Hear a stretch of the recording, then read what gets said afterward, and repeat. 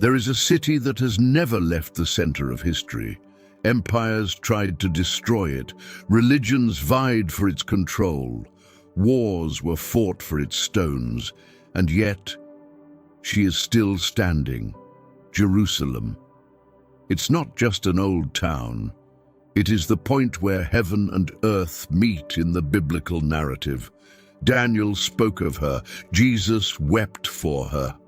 Revelation ends with her. And the question that many avoid asking is, why does Jerusalem remain the epicenter of the world? Daniel 9 speaks of a covenant involving the city and the sanctuary. 10 Thessalonians 2 mentions a man who will sit in God's temple. Revelation 11 describes a temple being measured. This raises an inevitable question. If there is no temple today, what does this mean for prophecy? Are we talking about symbols or something literal? Historically, the temple was destroyed in 70 AD by the Roman legions. Since then, Jerusalem has become the scene of continuous disputes. Today, the place where the temple existed is one of the most sensitive points on the planet. Politics, religion, and history are intertwined there. But the Bible does not treat Jerusalem only as territory. It treats Jerusalem like clockwork. Jesus said in Luke 21 that Jerusalem would be trampled on by the nations until the times of the Gentiles were fulfilled. This implies a limit. It implies chronology. It implies that there is a moment when the focus comes back to her. And that's exactly what Daniel and Revelation suggest. We are not talking about conspiracy theories. We are talking about biblical text. And when you connect Daniel 9, 2 Thessalonians 2, and Revelation 11, the temple returns to the center of the conversation. But here we need balance. Not every political event is an immediate prophetic fulfillment. Not all tension is the final sign. But to ignore Jerusalem's role in biblical eschatology is to ignore the text itself. The question is not whether Jerusalem matters. The question is, we are only watching history, or are we seeing the stage being set and everything converges on a specific point, the temple? In the next topic, we'll dive deep into Daniel 9, the text that many consider the backbone of eschatological prophecy, because there, the clock starts ticking. If there is one text that functions as the backbone of biblical eschatology, it is Daniel 9. There we find the famous prophecy of the 70 weeks. But before talking about numbers, we need to understand the context. Daniel was praying for Jerusalem. He was worried about the fate of his people. He was interceding for the restoration of the city. And then the angel Gabriel appears with a revelation that surpasses immediate time. Daniel 9:24 states, 70 weeks are determined upon thy people and upon thy holy city. Notice that. The prophecy is specific. It envelops the people of Israel. It is not generic. It is not symbolic in the broad sense. It points to a historical line. Most scholars understand that these 70 weeks represent prophetic periods of years. The first 69 weeks would point to the coming of the Messiah. And in fact, historically, many calculations lead right to the period of Jesus' ministry. But the most debated point is in verse 27. He will make a firm covenant with many for a week, and in the middle of the week he shall cause sacrifice and offering to cease. Here an inevitable question arises. Who is he? Some interpret it as a reference to the Messiah. Others understand him to be a future ruler, the same prince who is to come, mentioned in verse 26. And this is where the temple comes back to the center of the conversation, because the text speaks of ceasing sacrifices. Sacrifices require an altar requires a temple. If Daniel 9 points to a future event involving disruption of sacrifices, this begs the question, can there be sacrificial practice again in Jerusalem? Historically, after the year 70 AD, the temple was destroyed. There are no sacrifices. But Daniel 9 describes a future interruption. This implies restored activity. Now we need to have balance. There are different interpretations. Some argue that everything was already fulfilled in the first century. Others understand that there is a prophetic interval between week 69 and week 70. The point here is not to force chronology. It is to observe that Jerusalem and the temple remain central to the prophetic narrative. Daniel does not speak of Rome. He speaks of the holy city. And that connects directly with what we'll see later in 2 Thessalonians 2 and Revelation 11. If the Antichrist enters into a covenant, if he interrupts sacrifices, if he positions himself in the temple, then Jerusalem is once again the epicenter of the final scenario. This is not modern speculation. It is a direct reading of the text. Now think strategically. Why is Jerusalem still one of the most sensitive territories on the planet? Why do international decisions involving that city generate global repercussions? Because there is not only geopolitics there is sacred history. Daniel 9 works like clockwork. It starts with restoration. It passes through the Messiah, and it ends with conflict involving the sanctuary. The world can treat Jerusalem as a territorial issue, but the Bible treats Jerusalem as the centerpiece of divine chronology. And that brings us to the next step. If Daniel speaks of ceasing sacrifices, Paul speaks of one who will sit in the temple. Was he echoing Daniel? In the next section, we will look at 2 Thessalonians 2 and the statement that puts the temple back at the center of the discussion. If Daniel 9 places the temple at the center of the prophetic chronology, Paul reinforces this even more directly. In 2 Thessalonians 2:3-4, it is written, "Let no one deceive you in any way, for it shall not be so until the apostasy comes, and the man of sin is revealed, the son of perdition, who opposes and exalts himself against everything that is called God or worshipped, so that he will sit like God in the temple of God, wanting to appear to be God." This statement is explosive. Paul does not speak of an abstract symbol. He speaks of one who will sit in the temple. Now the inevitable question arises, what temple is this? Here there are two main lines of interpretation. The first understands that the temple is symbolic, representing the church as a spiritual body. This interpretation argues that in the New Testament, believers are called the temple of the Holy Spirit. Therefore, sitting in the temple could represent spiritual dominion or corruption within the Christian community. But there is another reading.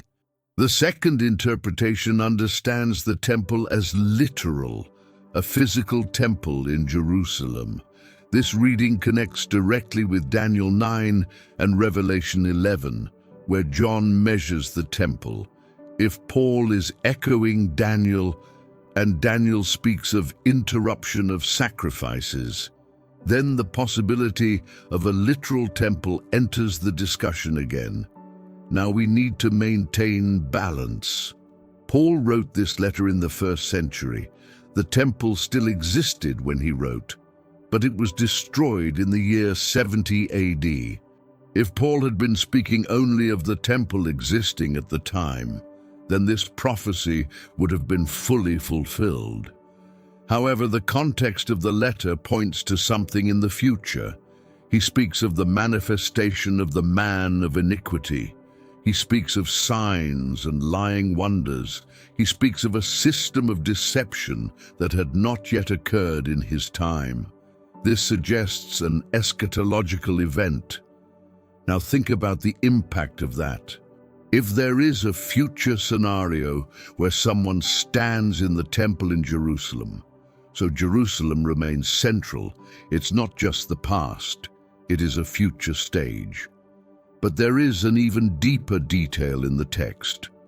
Paul says that he will rise up against everything that is called God. This indicates that it will not represent a specific traditional religion. He will exalt himself above all. This changes the focus of the initial question.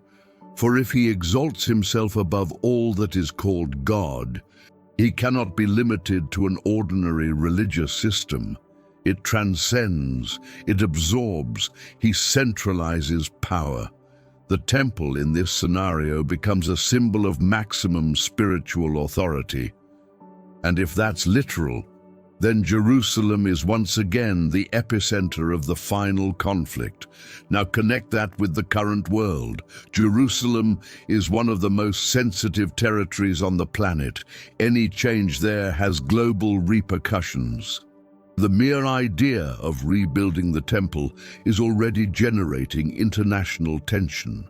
And it is exactly this kind of scenario that Paul describes as the background for the manifestation of the man of lawlessness.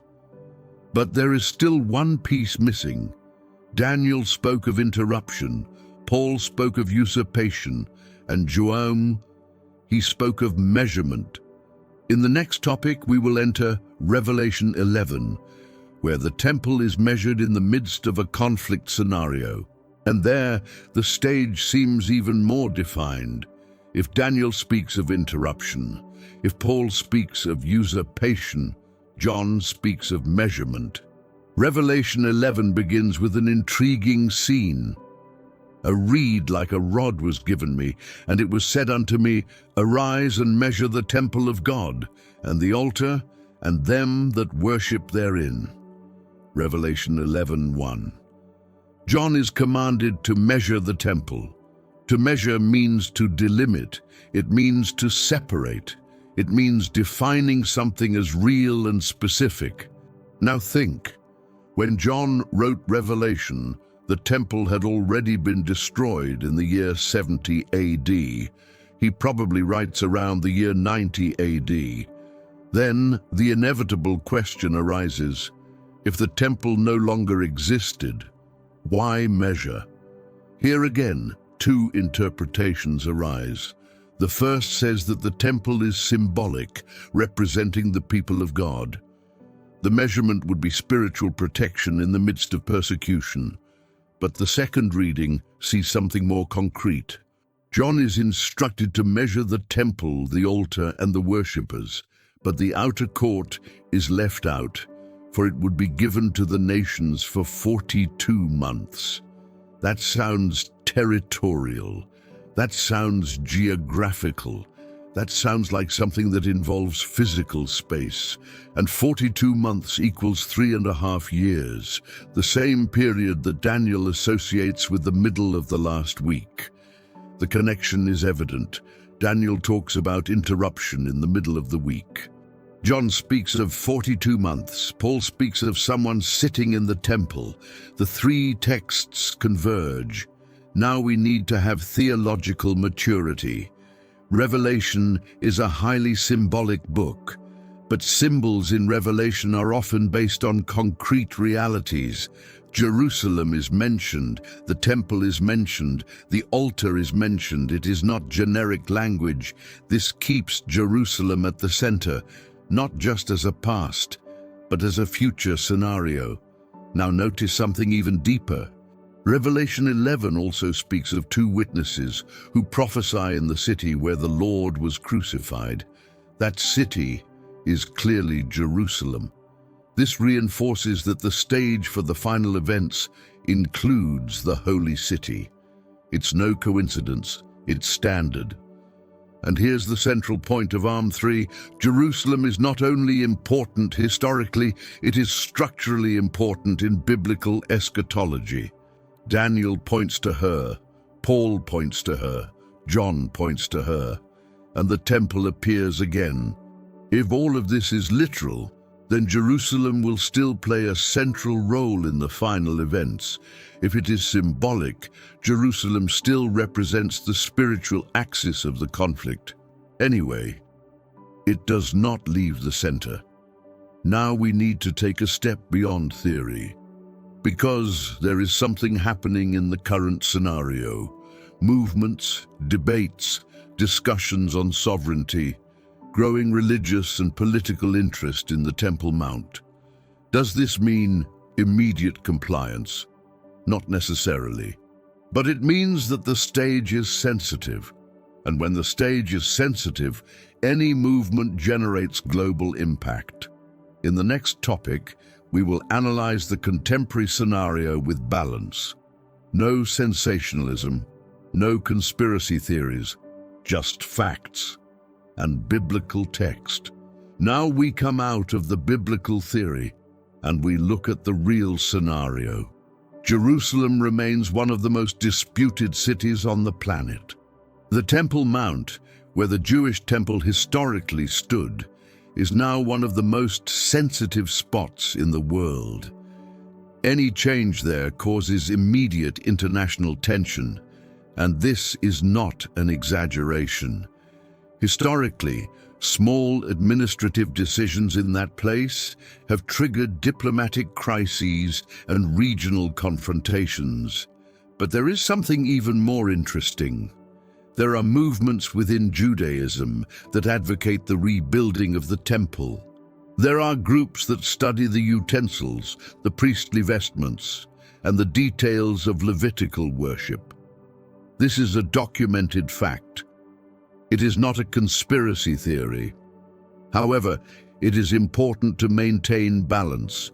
These movements do not necessarily represent immediate fulfillment of prophecy. They represent religious expectation. The difference is big. Now connect that with Daniel 9. Daniel speaks of the interruption of sacrifices. Sacrifices require an altar. An altar requires structure. If there is ever a restoration of sacrificial practices, it would put Daniel back at the center of the eschatological discussion. But beware, the Bible does not require us to analyze every news item as an immediate fulfillment. Jesus was clear in Matthew 24:6, "You will see wars and rumors of wars. Look, do not be dismayed. Not all tension is the final sign." But ignoring Jerusalem's role in prophecy is also unwise, because Jerusalem has never left the center of the biblical narrative. Zechariah 12 describes Jerusalem as a heavy stone for all peoples. This suggests that, in recent days, it will continue to be a point of conflict. And that's exactly what we see. Global political interest, religious disputes, extreme diplomatic sensitivity, eschatological expectation of multiple groups. But here's the crux of the matter. The focus of the prophecy is not simply the physical reconstruction. The focus is on the spiritual scenario that this represents. If Daniel, Paul, and John converge on the theme of the temple, so Jerusalem remains relevant on the prophetic clock. Not as a geopolitical curiosity, but as a spiritual axis. Now think strategically. The world is moving towards greater global integration. Local decisions quickly become international. Jerusalem, being the spiritual epicenter of three major religious traditions, has an immense symbolic impact. If a leader ever emerges who can broker a deal involving Jerusalem and the Temple Mount, that would be historic. But it would also be profoundly prophetic. We are not stating dates. We are not declaring imminent events. We are observing that the stage remains sensitive. And when the stage remains sensitive for centuries, this is no ordinary historical coincidence. It's standard. Daniel points to the interruption. Paul points to usurpation. John points to the measurement. Zechariah points to conflict. Jerusalem never left the center, and that brings us to the final question of this arm. We are only seeing politics, or are we seeing preparation? In the next block, we will close this arm with a balanced prophetic conclusion, not sensational but spiritually firm. There is a pattern in Scripture. Whenever God wants to mark a decisive point in history, Jerusalem is present. It was there that Abraham almost offered up Isaac. It was there that the Messiah was crucified. It was there that the Spirit was poured out in Acts 2, and according to the prophecy, it is there that the final conflict intensifies. But we need balance. The Bible does not call us to sensationalism. It calls us to discernment. Jerusalem is not just a territory. It is a symbol of alliance. It is a symbol of promise. It is a symbol of fulfillment. Daniel placed Jerusalem at the center of the prophetic clock. Paul placed the temple at the center of the final conflict. John placed the city at the center of the tribulation. This is not modern construction. It is a biblical text. But here's the maturity we need to have. Not every political event is an immediate greeting. Not all tension is the end. Jesus made it clear that many signs precede the end, but the end is not yet immediately. So what should our stance be? Surveillance, not paranoia, not conspiracy theories, no date set. Surveillance. Because the true focus of eschatology is not geography, it is fidelity. If the temple is rebuilt, if alliances are signed, if Jerusalem returns to the center of a global agreement, this will be historic. But more important than predicting the event, it is to be spiritually prepared. The Bible was not given to satisfy curiosity. It was given to form character. If Jerusalem is the stage, Christ is the center. And the real final signal will not only be architectural or political, it will be spiritual. The question that remains is not, will the temple be rebuilt? The question is, if the stage is being set, are you prepared? Because in the end, prophecy is not about stone, it's about heart. If this message brought clarity, subscribe to the channel, activate the bell on the right to follow the next arm of this prophetic series. Share it with someone who needs to understand Jerusalem in the light of the Bible, and leave it in the comments. Jerusalem remains in the center. In the next arm, we will advance even further. If Jerusalem is the stage, who is preparing the system? And this response requires even more discernment.